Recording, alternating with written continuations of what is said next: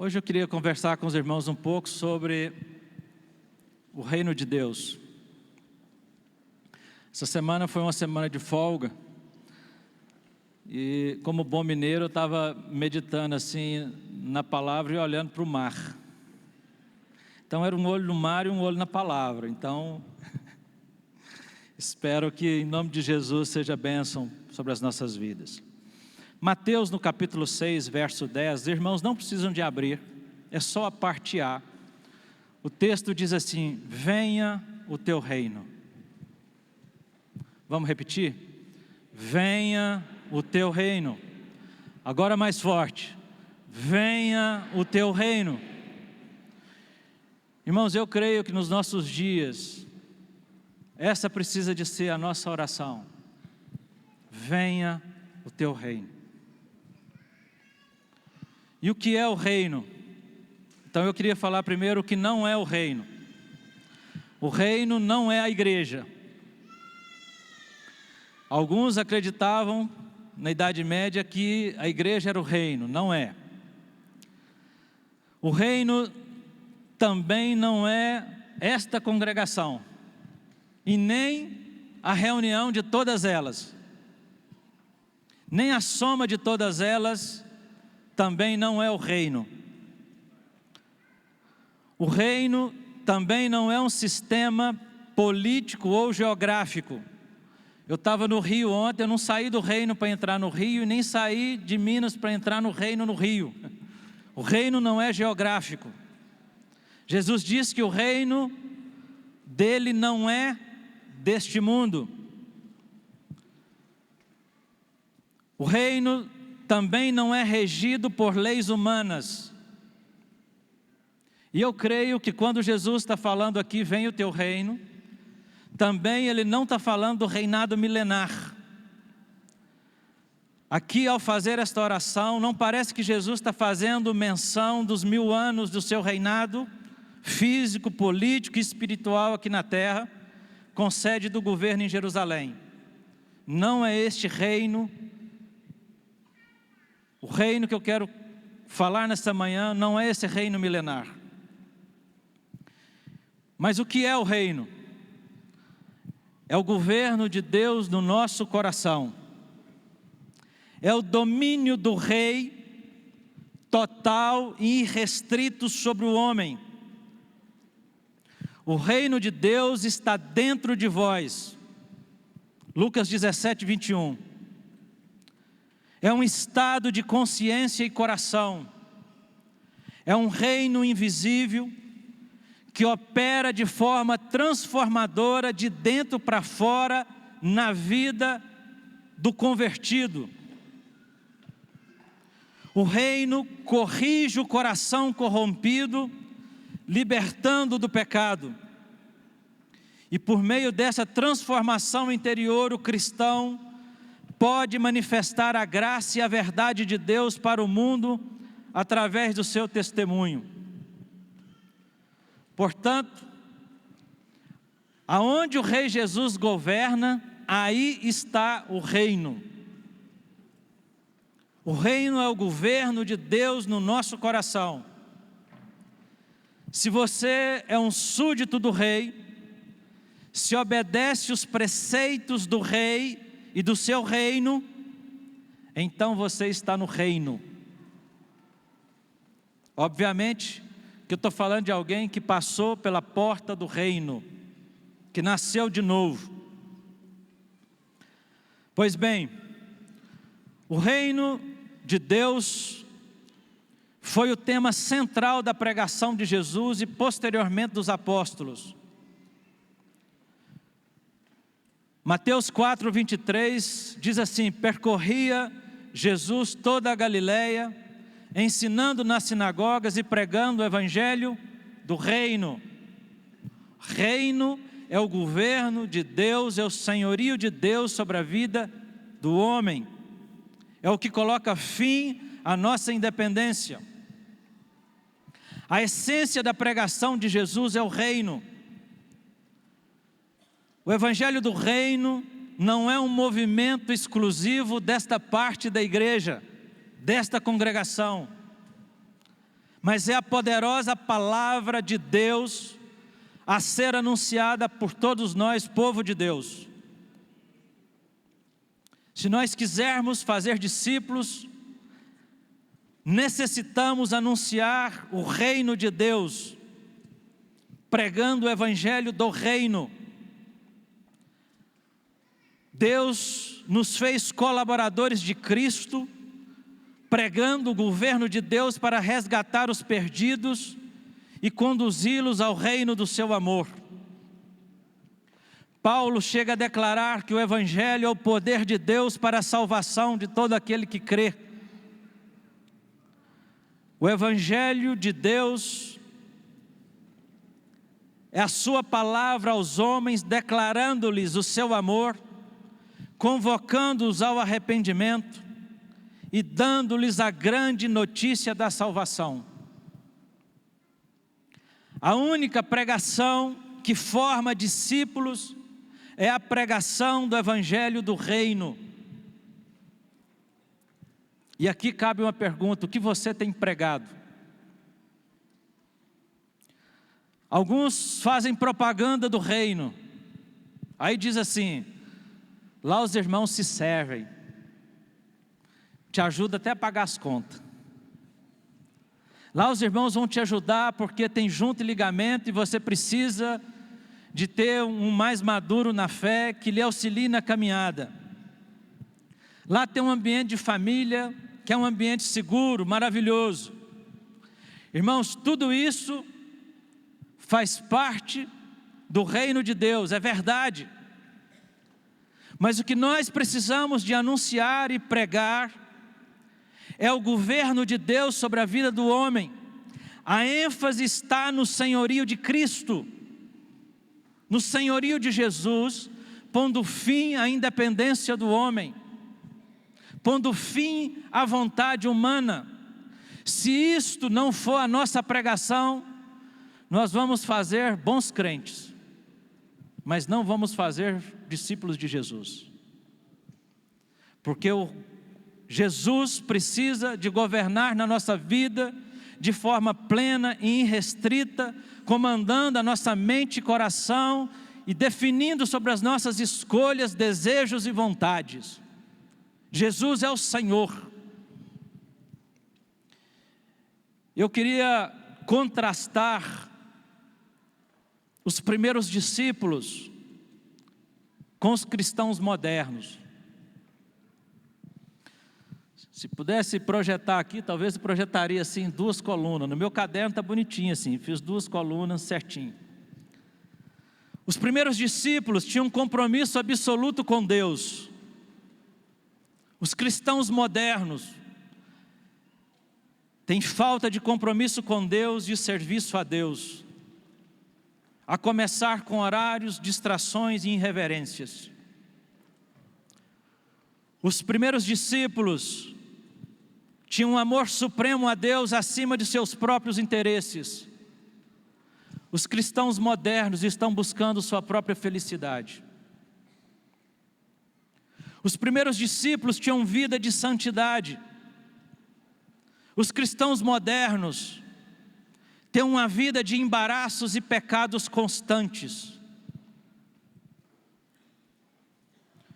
Os primeiros discípulos tinham submissão total a Deus e aos irmãos. Nos nossos dias está marcado pela falta de sujeição a Deus e aos irmãos e ao corpo de Cristo.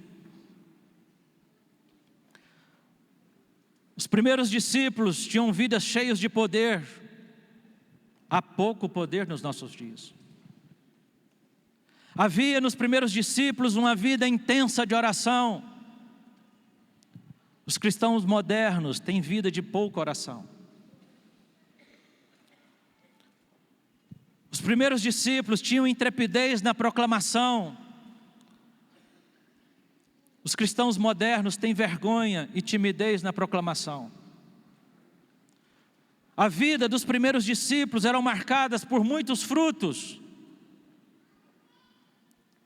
Os cristãos modernos, uma vida de pouco fruto. Os primeiros discípulos foram marcados por uma comunhão intensa, diária. Os cristãos modernos têm indisposição para estar juntos. É muita coisinha. Os primeiros discípulos tinham um amor genuíno uns com os outros. Nos nossos dias, a falta de cuidado e solidão. Quando eu termino de contrastar isso aqui, qual dessas colunas você se encaixa? Pois bem, quais são os valores deste reino? O reino de Deus, irmãos, ele precisa trazer uma revolução geral na nossa vida, nos nossos dias. Esses dias eu andei lendo um livro que eu recomendo, chama O Reino de Ponta Cabeça. Tratando dessa revolução geral, de como que a nossa vida é transformada de ponta cabeça quando chega ao reino. E eu queria ver essa revolução geral a partir do Cântico de Maria em Lucas 1:51. Lá diz assim: dispersou os que no coração alimentavam pensamentos soberbos. Ou seja, o reino vai na contramão dos altivos e orgulhosos, dos presunçosos. Deus dispersa essas pessoas. E é uma revolução porque o mundo as aplaude. O mundo incensa e coloca no pedestal aqueles que se acham grandes. Jesus diz que no reino dele, quem quiser ser o maior, seja o servo de todos. Marcos 10:43. No reino, o valor está em ser humilde e naquele que serve. Nesse mesmo versículo de Lucas 1:52, diz que derrubou do seu trono os poderosos e exaltou os humildes. Essa palavra chega a ser consolo para mim nesses dias. Derruba do trono os poderosos. Alguns dos nossos dias precisam cair. E aqui eu não estou falando apenas do soberbo e altivo do coração no nosso meio, mas daqueles poderosos da sociedade. Quando Daniel capítulo 2, verso 31 em diante, fala daquele sonho de Nabucodonosor, daquela grande estátua que representava os 4 reinos, os 4 impérios daquela época, o Império Babilônico, o Império Medo-Persa, o Império Grego e o Império Romano. Lá fala que a cabeça era de ouro fino, peito e braços de prata, ventres e quadris de bronze e as pernas de ferro e barro. Mas diz assim, uma pedra foi lavrada ou cortada sem o auxílio de mãos. Uma figura clara de Jesus Cristo. E essa pedra bate nos pés daquela estátua. E aquela estátua se quebra, se despedaça, se esmiuça e vira pó. E a pedra que bateu, ela vai crescendo, crescendo e ocupa o mundo todo. Esse foi o sonho. O que isso significa para nós? Que o reino de Deus prevalece e derrota os reinos do mundo. E mais, o reino de Deus se expandirá sobre a terra, no mundo todo, e o reino será de Cristo. Ele colocará todos os inimigos debaixo dos seus pés e entregará o reino ao Pai para que Ele seja tudo em todos. É o que está escrito em 1 Coríntios capítulo 15, verso 24. Se nós olharmos para a história, esses grandes reinos que eu citei aqui, com toda a sua glória, foram derrubados. Deus derruba do seu trono os poderosos. Deus levanta e Ele abate. O único reino que não se abala, o único rei que não será deposto do trono é o Rei Jesus. Deus exalta os humildes e encheu de bens os famintos, e despediu vazios os ricos. É o verso 53 de Lucas 1. Quando eu olho para esse versículo, eu entendo que há uma revolução social. No reino de Deus, os bem-aventurados são os pobres, e os ais vão para os ricos. E com isso, irmãos, eu não creio que a Bíblia esteja condenando a riqueza e nem fazendo apologia à pobreza. Não é pecado ser rico, nem é virtude ser pobre. O que não pode é o homem confiar em sua riqueza, aplaudir a sua riqueza, oprimir o pobre para ficar mais rico. No reino de Deus isso não faz sentido. No reino de Deus Ele enche de bens os famintos.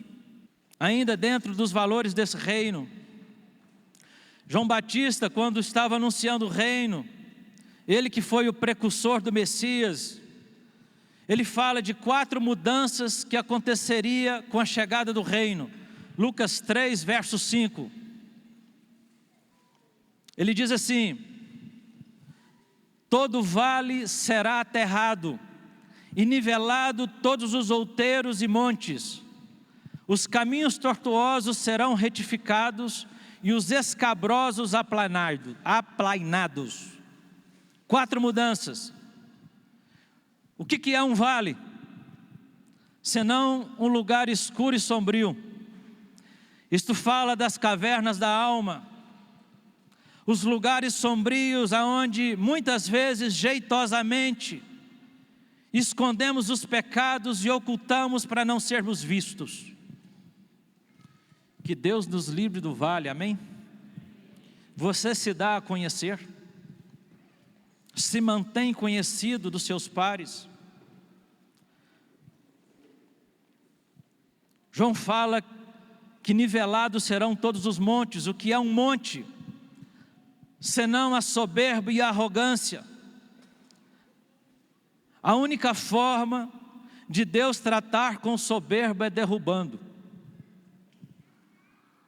Deus derruba o soberbo. Não há outra forma de Deus tratar com a arrogância do homem, com a sua soberba, com o seu orgulho, a não ser o derrubando. O que é um caminho torto, senão a hipocrisia, a vida dupla, a manipulação?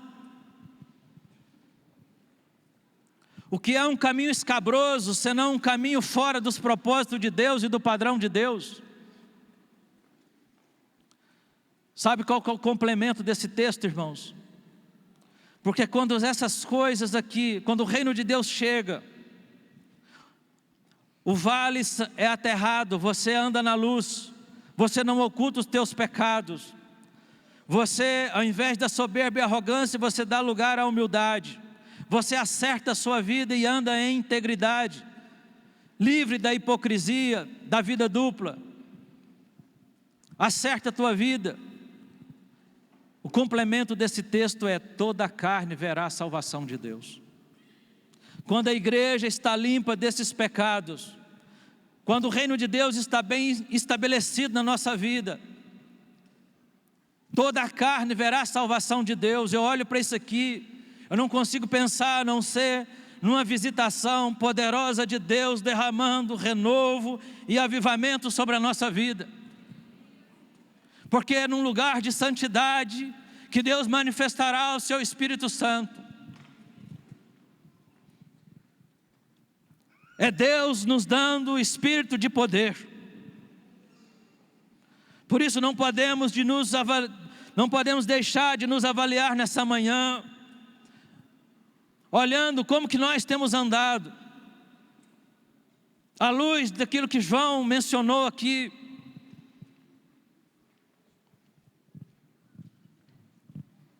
Os súditos, irmãos, do reino de Deus têm marcas diferentes. Abra sua Bíblia em Mateus capítulo 5 e deixa aí aberto nas bem-aventuranças, a partir do verso 3. Mateus capítulo 5, verso 3, diz assim: bem-aventurado os humildes de espírito, porque deles é o reino dos céus. Essa palavra humilde aqui é pobre. E pobre na Bíblia tinha 2 definições. Tinha o pobre que tinha o básico suficiente para sobreviver, e tinha o pobre mendigo, o que não tinha nada, o que dependia dos outros para poder sobreviver. E a palavra pobre utilizada aqui nesse texto é o pobre mendigo. Obviamente que o texto não está falando de pobreza material, mas do pobre e humilde de espírito. É o que chega diante de Deus tão carente, tão necessitado, que realça as suas fraquezas. É aquele publicano de Lucas 18, que à distância não ousava nem chegar no lugar aonde o fariseu estava orando.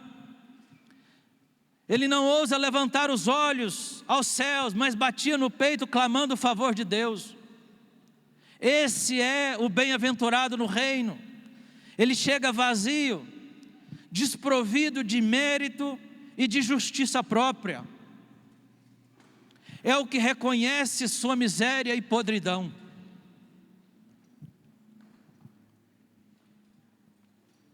Quantas vezes queremos reafirmar-nos diante uns dos outros? Quantas vezes nós gostamos de que nos vejam, de sermos valorizados, reconhecidos, como se em nós mesmos houvesse alguma virtude que não fosse a que Cristo colocou.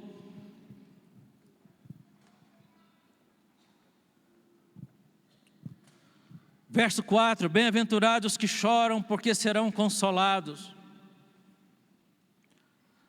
Nos nossos dias a sociedade aplaude, é o que ri, é o que rasga a cara em sorrisos debochados. Mas no reino, bem-aventurados são os que choram. Mas chora por quê? Porque morreu alguém da família? Porque perdeu o emprego? Não. Chora pelos seus próprios pecados e mazelas. Chora pela sua condição de pecador. E às vezes chora pelo pecado da igreja e da nação. Irmãos, está faltando o clamor por essa nação que cambaleia nas mãos de opressores e corruptos. Falta choro por nós mesmos, da nossa condição muitas vezes secas, com ausência de poder e graça, com ausência de fervor. Choro pelos nossos próprios pecados e dificuldade de vencê-los. Quantos têm sido vencidos nos nossos dias por um simples celular, por uma simples distração? Quando foi que você chorou por si mesmo, por desespero de poder vencer o pecado? Ou sensibilidade de olhar para o pecado da igreja como um todo? Verso 5, bem-aventurados os mansos, porque herdarão a terra. O que é ser manso? Manso não é o frouxo. Manso não é ser mole, não confunda. A palavra manso aqui é a mesma palavra utilizada para adestramento de animais. É o que foi domesticado, é o que foi amansado. Esse é o manso. Alguém aqui já viu um cavalo ser amansado?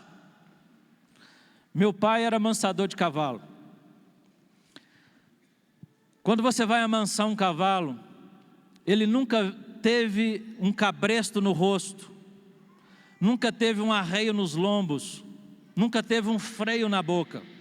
Freio é uma peça de ferro que você coloca dentro da boca do cavalo para você puxar na hora que ele começa a pular. Você coloca freio na boca do cavalo.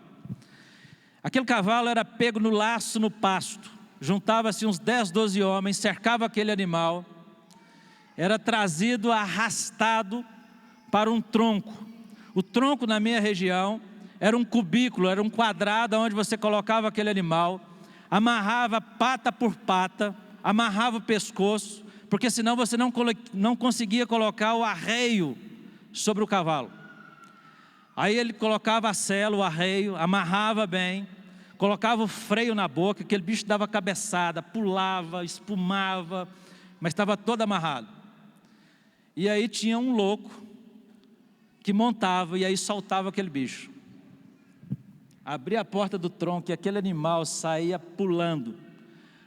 Todo mundo aqui sabe o que é espora. Nos filmes de faroeste é aquele negócio que fica lá na bota do cowboy.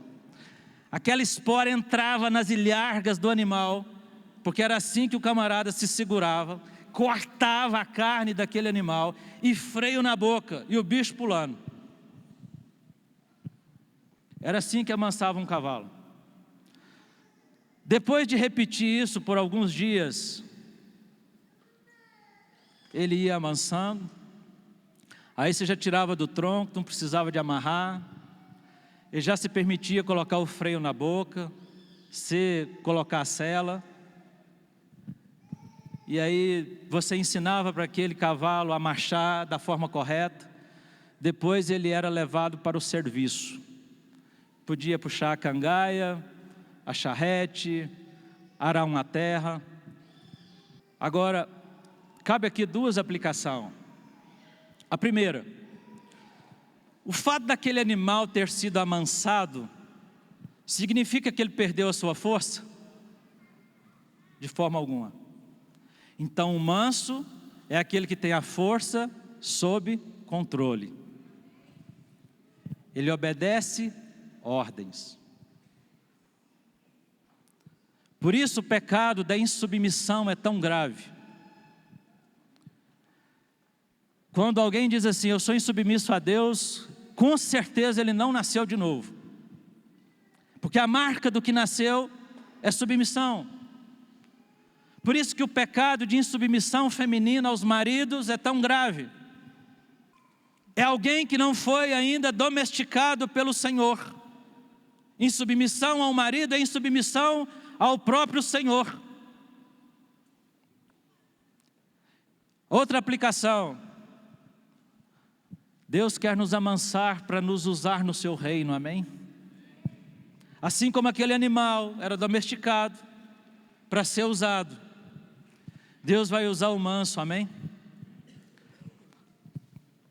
Sem um coração humilde, amansado, domesticado pelo Senhor, sujeito, dificilmente Deus confiará a nós obra. Esse é o manso.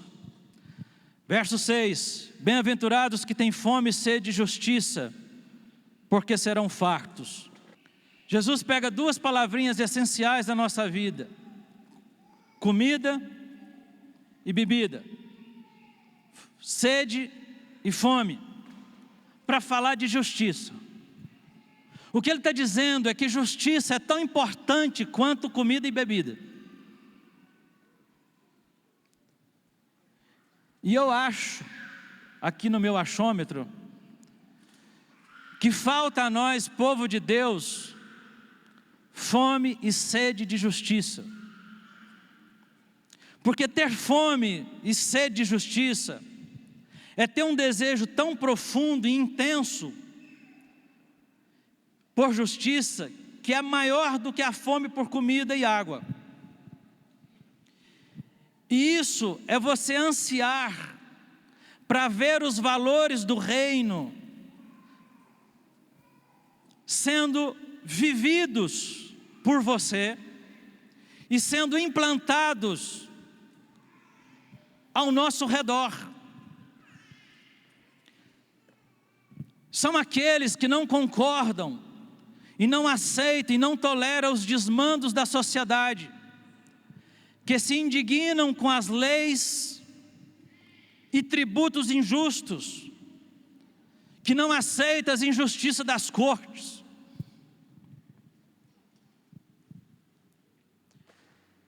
Aqui eu quero externar, irmãos, com muita cautela, porque esses dias alguém me perguntou assim, pode ir nas manifestações? Outros disseram, já me criticaram porque eu fui no passado. E aqui eu queria, antes de falar desse assunto, manifestação, e fome e sede de justiça. Eu queria destacar 3 pontos que eu gostaria que você prestasse muita atenção neles. Primeiro ponto, nós não podemos, preste atenção, companheiro, porque você que vai me corrigir depois, é o primeiro, então fique esperto. Primeiro ponto, nós não podemos esquecer que somente o reino de nosso Senhor Jesus será um reino de justiça, de paz e alegria, e que todos os políticos e suas promessas políticas são vãs, porque se encerrarão no túmulo. O melhor que um governante ou sistema político seja ou faça, será uma pálida imitação do reino de Cristo. Jesus diz: meu reino não é daqui. Segundo ponto, reforço que a nossa esperança é a vinda de Cristo, e somente quando Ele vier, viveremos debaixo de um rei justo, perfeito e verdadeiro. Terceiro ponto, quero lembrar que por mais que a igreja se envolva na política, seja em orações, manifestando contra as injustiças, ou até lançando candidato e apoiando candidatos, a igreja não pode ter uma posição política partidária. Púlpito não é palanque. A igreja é movida por princípios e valores. A igreja não pode esquecer do problema básico da humanidade, que é o coração corrompido do homem e a sua separação de Deus. Não adianta somente ter leis justas, embora oremos por elas, normas corretas, a sociedade vai degradar. As pessoas não convertidas não se sujeitam às leis justas.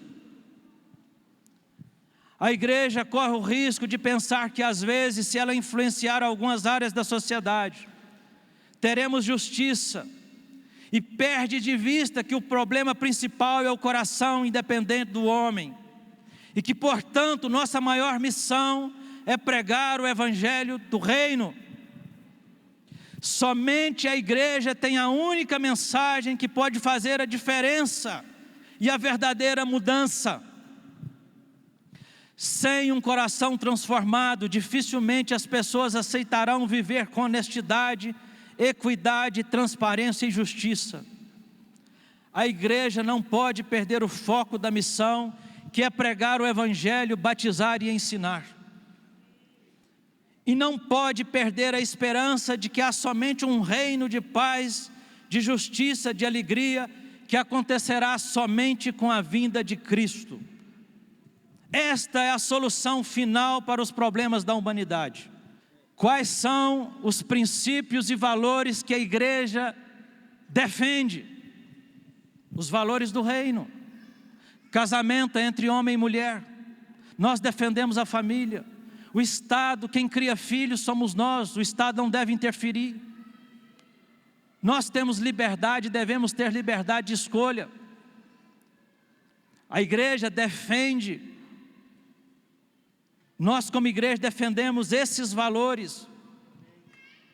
Se determinado político ou partido não corresponde a esses princípios, não votaremos nele. Se você trabalha o certo, o errado já está denunciado. Deus, irmãos, é quem instituiu o Estado.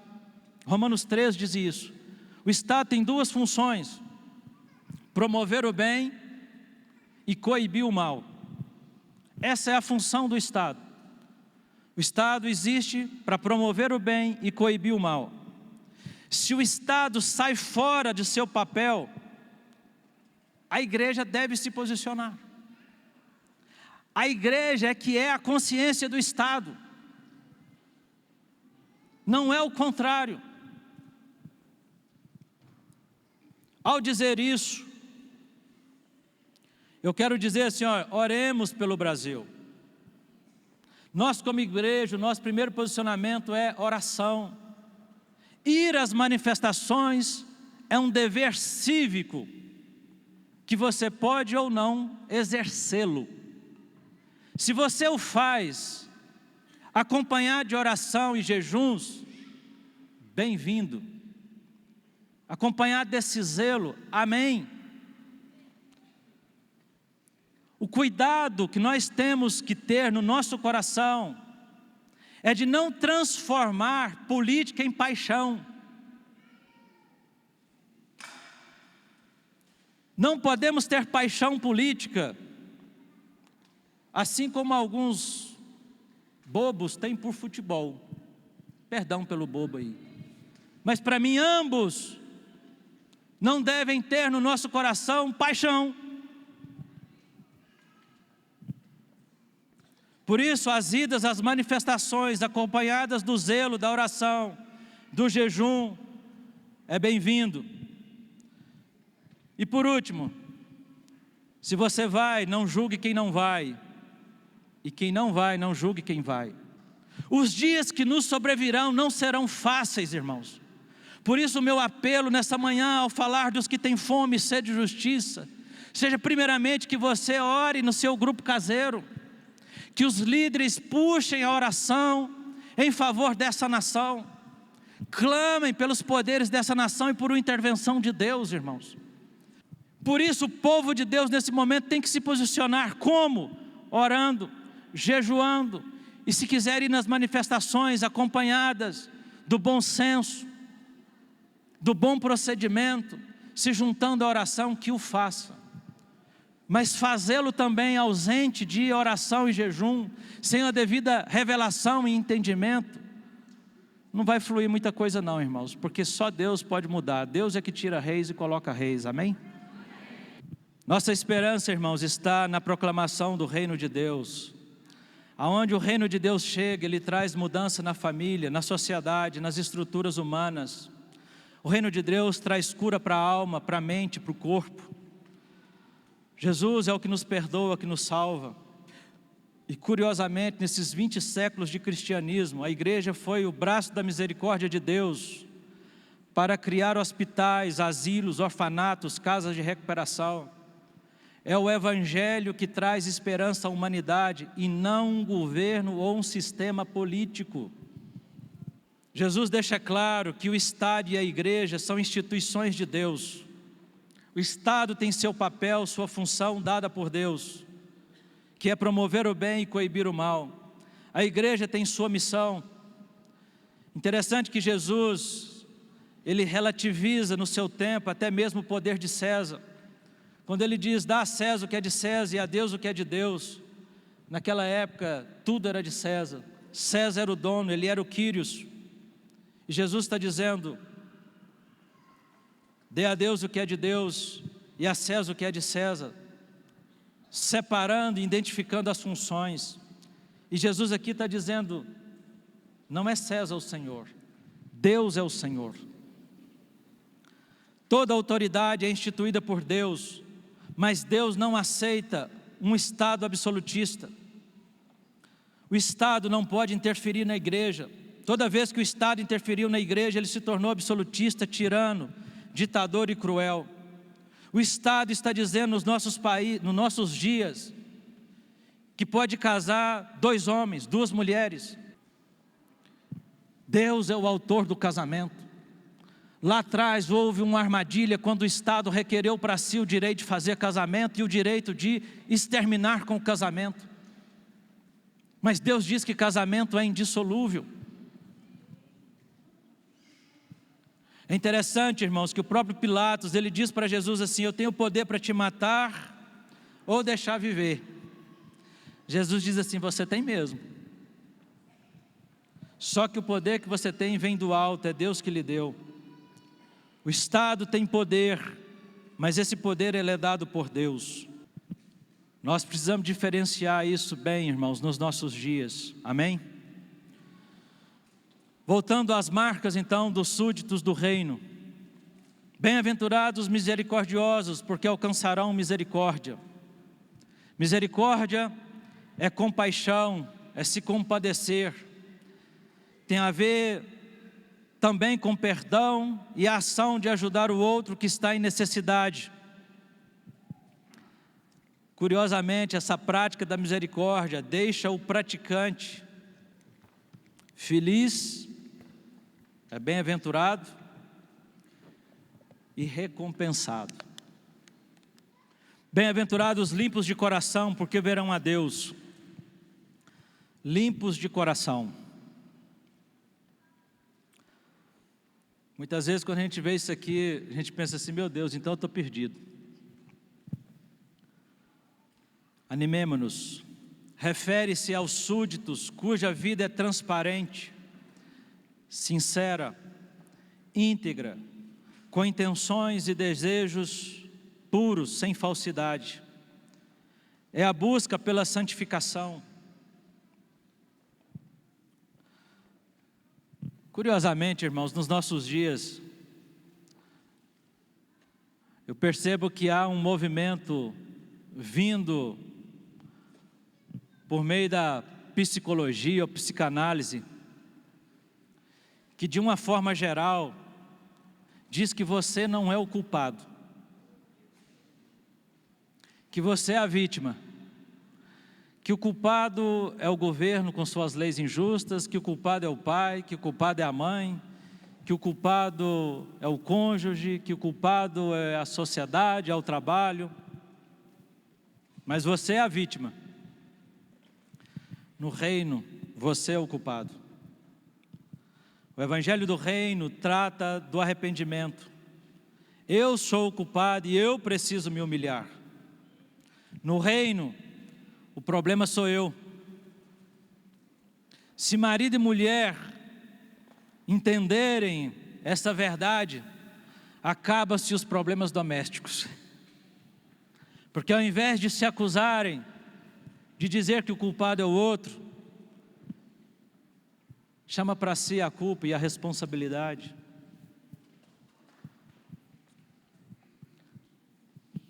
Seria bom você olhar para o seu cônjuge e falar assim, o problema sou eu.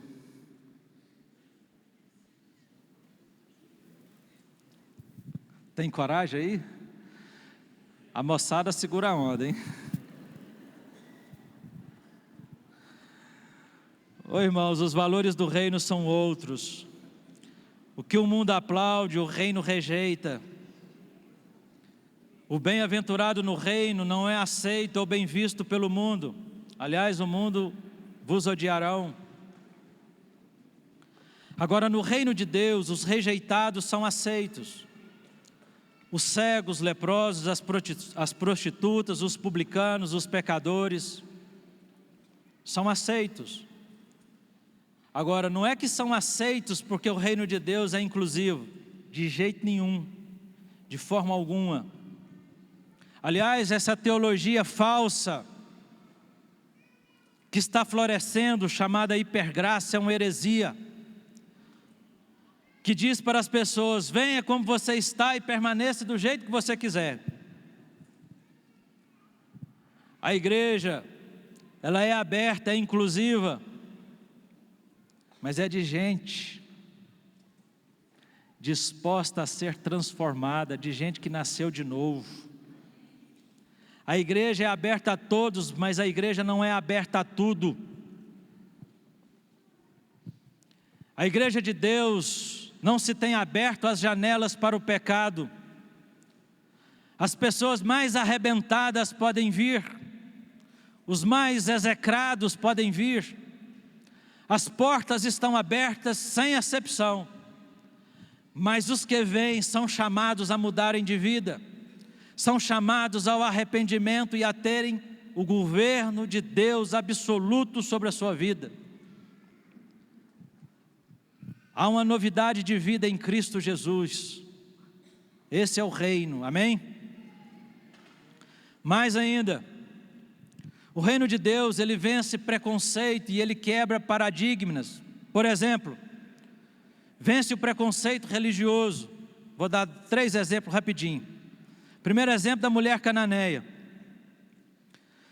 Jesus, ele está fora do território de Israel e a mulher cananeia vem atrás, gritando, incomodando. Os discípulos chegam para Jesus e dizem assim: despede essa mulher, ela está incomodando, manda essa mulher embora. Mas Jesus para conversar com aquela mulher, e Jesus diz assim: eu não fui enviado senão à casa de Israel. Ela era cananeia, não era israelita, um banho de água fria. A mulher insiste, Jesus fala assim: não é bom tirar o pão da mesa dos filhos e lançá-lo aos cachorrinhos. Humilhou de novo. Se fosse hoje, daria processo. A mulher insiste. Ela parece não se importar, e ela insiste, ela diz: mas os cachorrinhos comem das migalhas que caem da mesa do seu Senhor. Em outras palavras, ela está dizendo assim: se os israelitas não estão aproveitando, eu quero. O problema dessa mulher não era ela, mas era sua filha. Via de regra, os problemas dos filhos são problemas dos pais. O problema dos filhos muitas vezes dói mais nos pais do que nos próprios filhos. Jesus elogia essa mulher, elogia a fé dela. Ele diz: nem em Israel eu vi uma fé semelhante. Pode ir, tua filha está liberta. Com isso aqui, Jesus está dizendo: o evangelho é para todos os povos.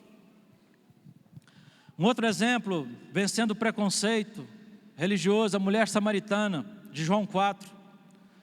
Jesus chega no poço de Jacó, é meio-dia, está com fome e com sede. Ele manda os discípulos comprar comida em Sicar. Sicar era a cidade dos bêbados. Um judeu não comia pão samaritano, era pão imundo. Se um judeu se casasse com uma mulher samaritana, a família dele realizava a cerimônia fúnebre com ele em vida, dizendo: para nós ele morreu. Vocês verem o tamanho que era o problema de Jesus estar conversando com aquela mulher samaritana. Aí chega a mulher samaritana, Jesus pede água, os irmãos conhecem. Ela logo descobre que ele é judeu, fala: como é que você é judeu? Está conversando comigo, me pedindo um favor. E aquela conversa vai indo, o poço é fundo, você não tem balde. E Jesus querendo fisgar o coração daquela mulher. Ele diz assim: vai e chama teu marido. E ela diz: marido eu não tenho. Aí Jesus diz: não tem mesmo não. Porque 5 maridos você já teve e esse 6º aí também não é seu. E Jesus transforma aquela mulher não apenas em uma mulher salva, mas numa missionária para a sua cidade, porque ela saiu anunciando, e a cidade foi ter com Jesus e muitos se converteram. É assim que o reino de Deus transforma, irmãos. Um outro exemplo é o endemoniado gadareno de Marcos 5. Gadara era uma reunião gentílica. Além de ser uma cidade gentílica, aquele homem estava endemoniado, estava impuro porque estava dentro de um cemitério, rejeitado pela família, rejeitado pela sociedade e foragido da lei, porque as algemas não seguravam aquele homem. E Jesus faz uma viagem de noite para um cemitério, porque ali tinha um homem que precisava de libertação. Irmãos, não tem descartável no reino de Deus. Jesus salva, Jesus liberta aquele homem, e ele é enviado como missionário para a sua terra.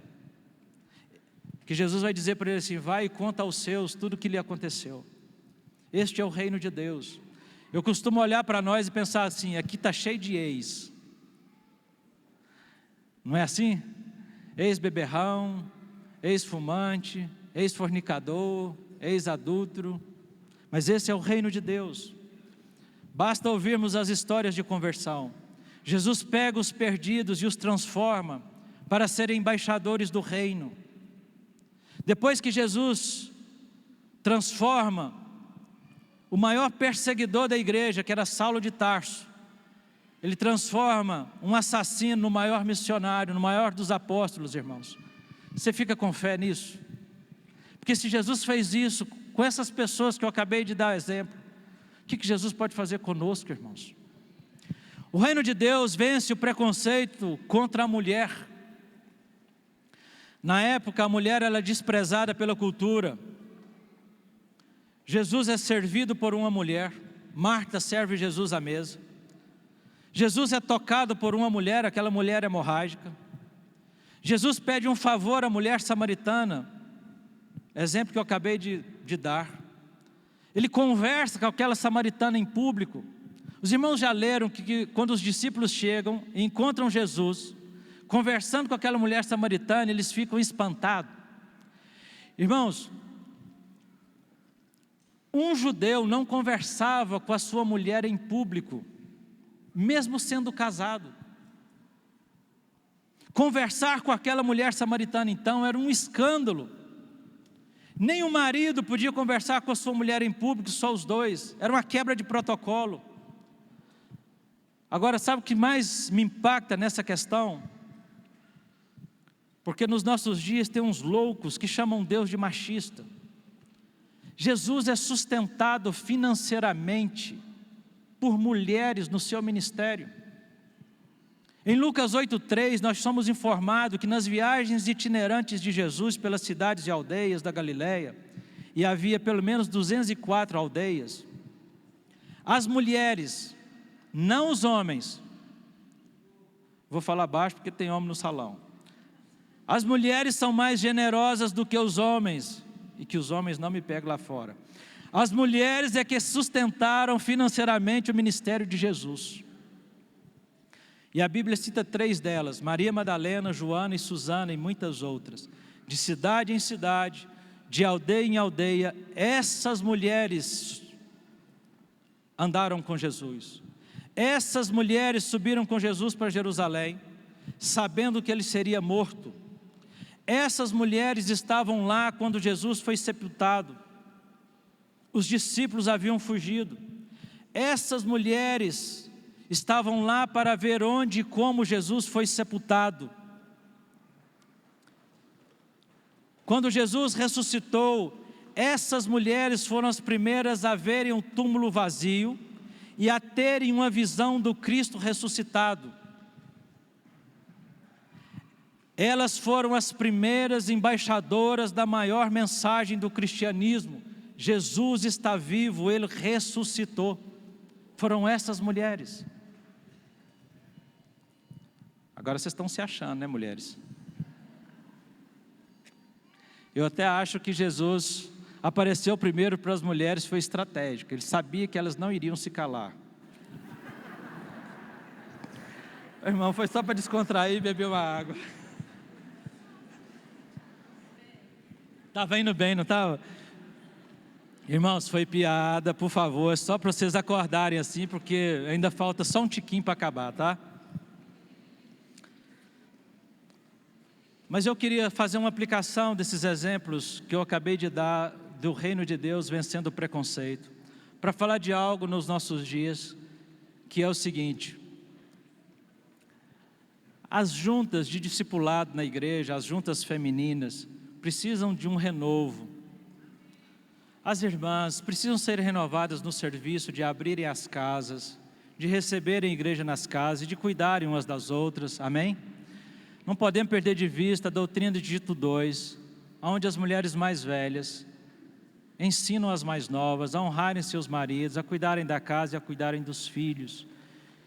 Que cada jovem seja despertada para o discipulado, as moças sejam despertadas para os discipulados das meninas mais novas e as irmãs mais velhas. Por favor, não fujam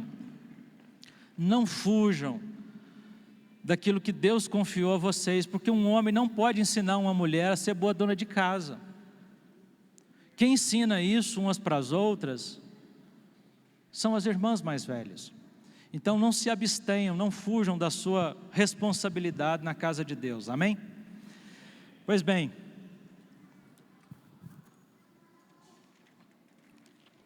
o reino de Deus vence barreiras, quebra paradigmas, inclusive na política. É espantoso que Jesus tenha chamado para o seu grupo dos 12 um zelote, Pedro, e chama também um publicano, Mateus. Os zelotes, eles eram o grupo mais radical de Israel, pegavam em armas para resistirem ao Império Romano. Mateus, o publicano, era o empregado de Roma, para poder cobrar impostos. Só que o que os publicanos faziam? Eles cobravam a mais do que o governo pedia para embolsar a diferença. Então eles eram gente odiada. Jesus pega o Pedro, que combatia o Mateus, e bota o Mateus junto com o Pedro ali no mesmo grupo. Dois extremos. Eu não estou dizendo que você, discípulo de Jesus, vai ser de direita ou de esquerda. Você tem valores diferentes que governam sua vida. Não importa como as pessoas chegam entre nós, o que importa é que serão transformadas pelo poder do Evangelho. Outros princípios serão abraçados, amém? Pois ser discípulos é estar no reino, é ser luz numa sociedade perversa e corrompida. Ser igreja é ser chamado para fora. Estar no reino, irmãos, é um privilégio e uma responsabilidade. Nós temos uma ordem e uma missão para ser executada: fazer discípulos, expandir o reino de Deus, amém? O reino de Deus muda a nossa vida por completo. Todas as áreas da nossa vida são transformadas. Quando a multidão pergunta: ô João, o que nós vamos fazer com o sermão seu de arrependimento? Ele diz: quem tiver 2 túnicas, dê uma. Quem tiver comida, faça o mesmo. Se você tem governo de Deus, você é uma pessoa generosa. Discípulo de Jesus não é mão de vaca. Seu bolso é convertido. Obediência e generosidade são frutos primários de um novo convertido. Por isso é estranho um discípulo ter resistência em ofertar. Eu até acredito que não ofertar ao Senhor, não adorar o Senhor com seus bens, é falta de revelação sobre redenção. Mas quando os soldados perguntaram: ô João, o que nós vamos fazer? João diz assim: não maltrateis a ninguém, nem deis denúncia falsa. Contentai com o vosso soldo. Deus é contra juízes subornados e testemunhas falsas. Até os publicanos, ao ouvirem sobre arrependimento, perguntaram, e João vai dizer: não cobrem a mais, fiquem satisfeitos com o salário, não oprima, não passe a perna a ninguém, não sejam desonestos nos negócios e nas cobranças. Quem entra no reino, irmãos? Aqueles que por fé renunciam a tudo quanto tem, nega-se a si mesmo, toma a cruz, perdem a vida. Para você entrar no reino, você precisa de arrependimento. Para você se arrepender, você precisa de negar-se a si mesmo, tomar a cruz, perder a vida, renunciar a tudo. Irmãos, eu fico vendo o esforço de alguns entre nós, às vezes com dor no coração, porque a pessoa não entendeu negar a si mesmo, tomar a cruz e perder a vida e renunciar a tudo. Vai para as águas de batismo, toma um banho, porque o milagre do novo nascimento só acontece se no seu coração você se arrepender, negar a si mesmo, tomar a cruz, perder a vida e renunciar a tudo. Se você fez isso, você vai nascer de novo. O milagre do novo nascimento vai acontecer. Mas se você não tiver tido essa disposição de renunciar, de ter o Evangelho do reino sobre a sua vida, de ter o senhorio de Jesus, vai ser só um banho, e você vai passar anos e anos tentando servir a Jesus e não vai conseguir, porque não nasceu de novo. Mas os nascidos de novo, eles vão guardar a palavra do reino, amém? Então quem entra no reino, os arrependidos, cheios de fé, os que nascem da água e do Espírito. E o reino de Deus, irmãos, é de paz, é de alegria, é de justiça. Nós experimentamos vislumbres disso nos nossos dias, por causa daquilo que o reino de Deus tem produzido em nós. As virtudes deste reino é ser manso, é ser humilde, é ser pacificador, é ser misericordioso, é ser limpo de coração. Que estes valores, que essas virtudes possam ser vistas em nós. Que você abra mão das suas vontades, que você abra mão de si mesmo para que Cristo entre e governe e manifeste as virtudes dele através de você.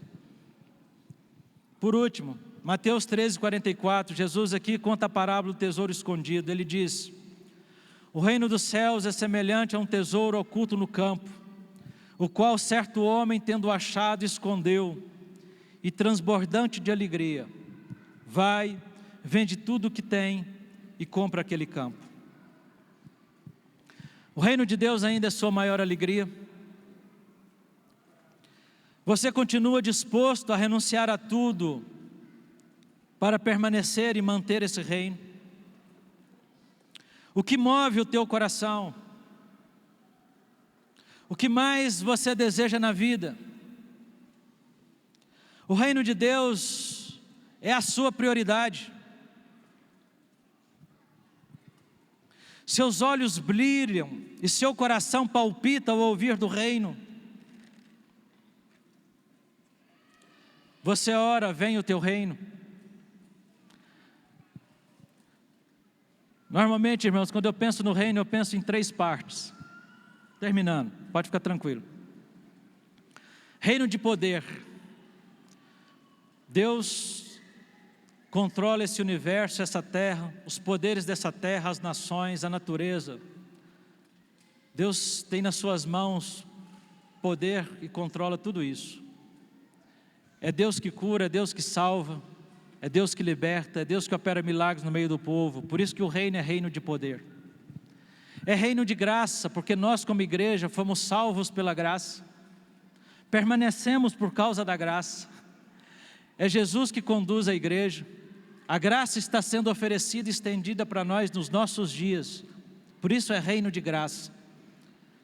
Mas também será reino de glória, porque um dia Deus nos dará um corpo de glória semelhante ao corpo da sua glória, num lugar onde não tem presença de pecado, nem dor, nem doença, nem lágrimas. Por isso o reino de Deus há de vir. Quando nós oramos, venha o teu reino, o reino de Deus já chegou e vai vir, porque nós já estamos no reino, e virá ainda um reino de glória. A igreja militante está num reino de graça nesse momento, porque a graça de Deus está sendo estendida a nós como favor. Favor para vencer o pecado, favor para viver em santificação. Por isso é reino de graça, reino de amor. Mas será um dia reino de glória. E nós precisamos dizer: venha, Senhor, o teu reino de glória sobre as nossas vidas. Amém? Amém. Vamos anunciar esse reino? Vamos viver esse reino? Você permanece firme na missão? Vamos cooperar na edificação dos convertidos, ensinando-os a orar, a ler e meditar nas Escrituras e aguardar o que Jesus nos ordenou? Animados com Jesus? Então fique de pé e vamos orar.